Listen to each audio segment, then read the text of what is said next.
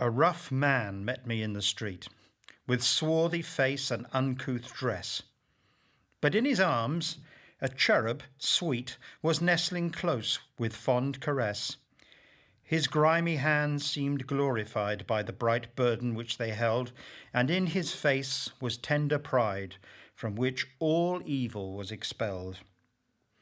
I watched him pass a tavern door, with saddened look and quivering mouth, where comrades crowded in before to rouse, not quench, their fatal drouth.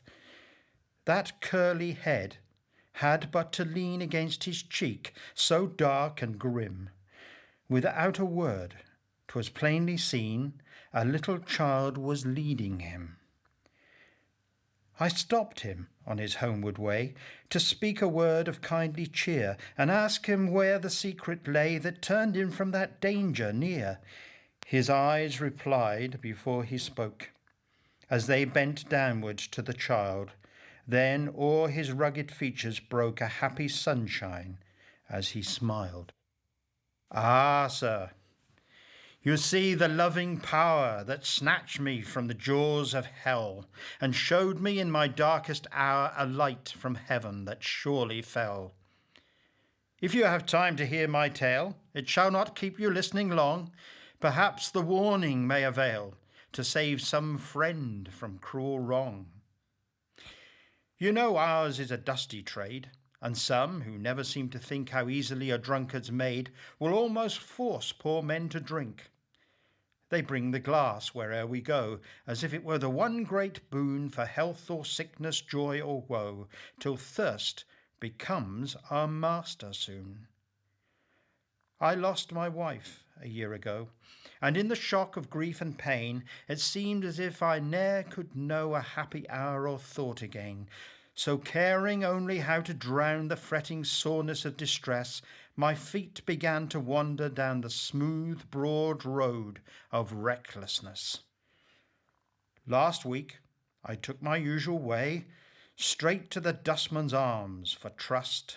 Deadly arms indeed are they which drag us downward to the dust, with raging thirst made doubly keen by hourly draughts from so-called friends. I hasten to the final scene where sense in blank oblivion ends. But just outside, my bloodshot eyes marked something shining in the street, and saw, with infinite surprise, my little darling come to meet her worthless parent, with her hands outstretched to give a sweet embrace. Surely, I thought, an angel stands to warn me from the fatal place. I caught her to my breast with shame, and as we neared the haunt of sin, she clung, not without fear of blame, whispering, "Please, Father, don't go in."